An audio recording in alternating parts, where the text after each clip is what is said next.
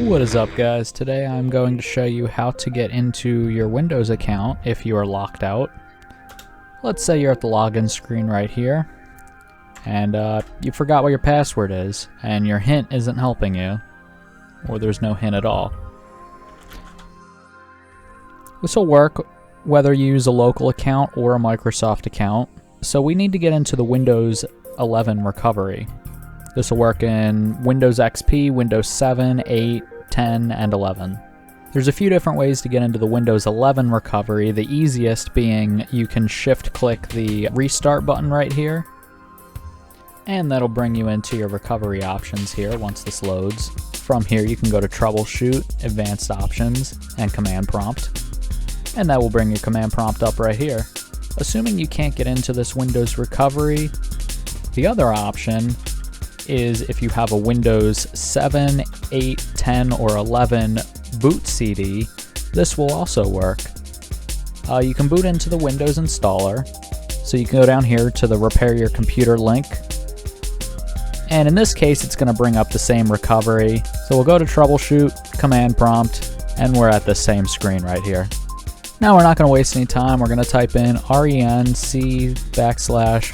/Windows/System32 /sethc.exe, and we're going to rename that to sethc1.exe. Now this is the StickyKeys program that's built into Windows. We're going to temporarily move it somewhere else. This is accessible from the login screen, and I will get to why that's important in a minute. Once you rename the file right here, we are going to type in copy c/Windows/System32 /cmd.exe, and we will copy it to c/Windows/System32 /sethc.exe. So now what we did, we took the command prompt and we copied it to where the StickyKeys program is. We'll go ahead and close that, and we're going to go back to the Windows 11 login screen. Now that you're at the Windows login screen, obviously we still can't sign in. However, press Shift 5 times. It triggered on my main computer. I'm going to hit no. But on the computer right here, the Windows 11 computer, you can see it brought up the command prompt. So it's a very simple command. We will type net a space and then the word user.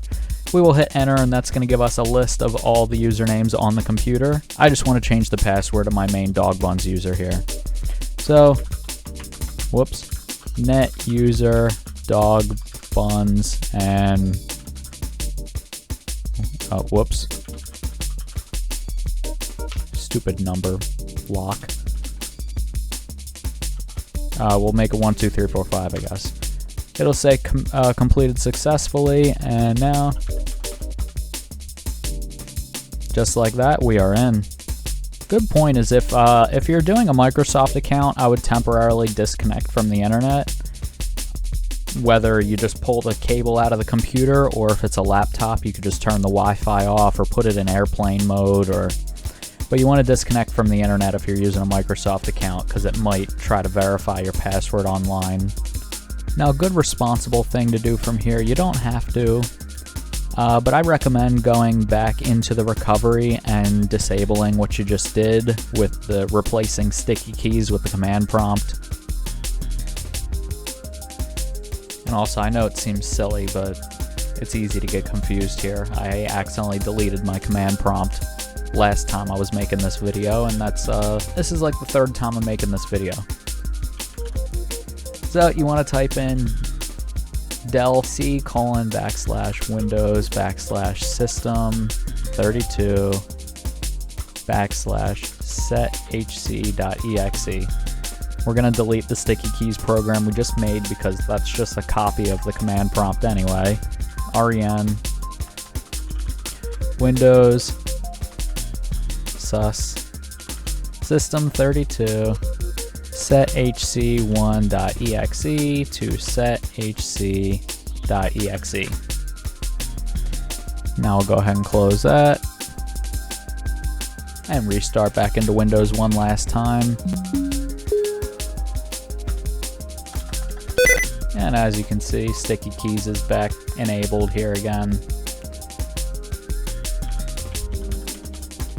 In addition to that, if I go to cmd, the command prompt is working just fine. So as always, thank you so much for watching. Hope you guys have a fantastic day. Comment, like, subscribe, and I'll see you in the next video. Peace.